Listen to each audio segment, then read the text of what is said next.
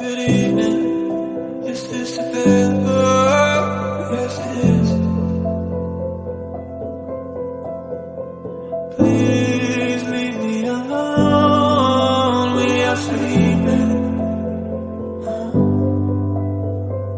No more contacting, please.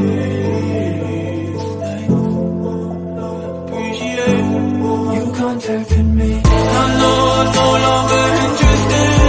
Please stop contacting me now. I will contact Attorney General if you do not stop the sex.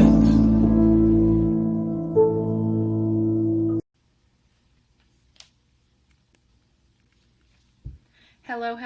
So that TikTok video was an example of allosteric regulation. And if you're familiar with TikTok, that video will probably make a little more sense for you. And if you're not, this presentation will hopefully wrap things up in a little bit better way so you understand at the end. So there are two main types of allosteric regulation. Allosteric activation. This is when an allosteric effector known as an activator binds to the allosteric site and promotes enzyme activity in order to convert a substrate binded to the active site to a product. And then there's allosteric inhibition. This is when an allosteric effector known as an inhibitor binds to the allosteric site and prevents binding of the substrate to the active site so it cannot be converted to product. Both of these types of allosteric regulation have to do with the feedback inhibition and precursor activation pathways. Feedback inhibition is when the product produced by the enzymes works their way back to the beginning of the pathway, binds to the allosteric site, and acts as an allosteric inhibitor to stop product formation. And then precursor activation pathway is when an initial substrate binds to the allosteric site, activates the pathway in order to produce more products. So today we're going to be using the glycolysis pathway as an example because it is a great example of both types of allosteric regulation.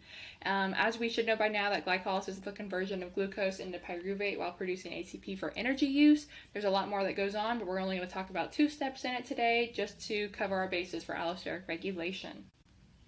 So the first site in the pathway that we're going to talk about is the conversion of fructose 6-phosphate into fructose 1,6-biphosphate by the hydrolysis of ATP in the pyruvate fructokinase enzyme.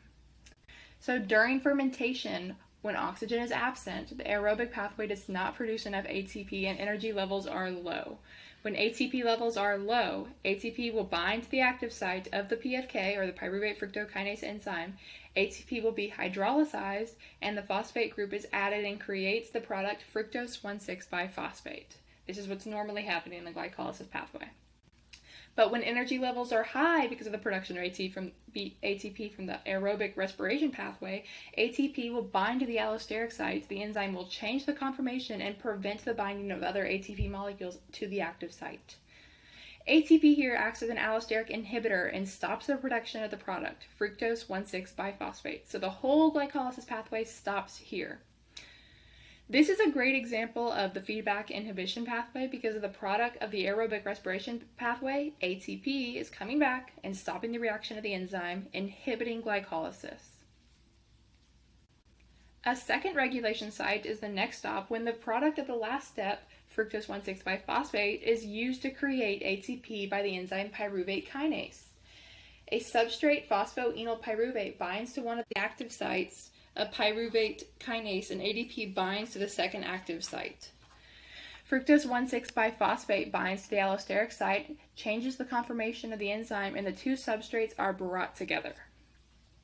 The phosphate group from the phosphoenol pyruvate is moved to the ADP and creates ATP.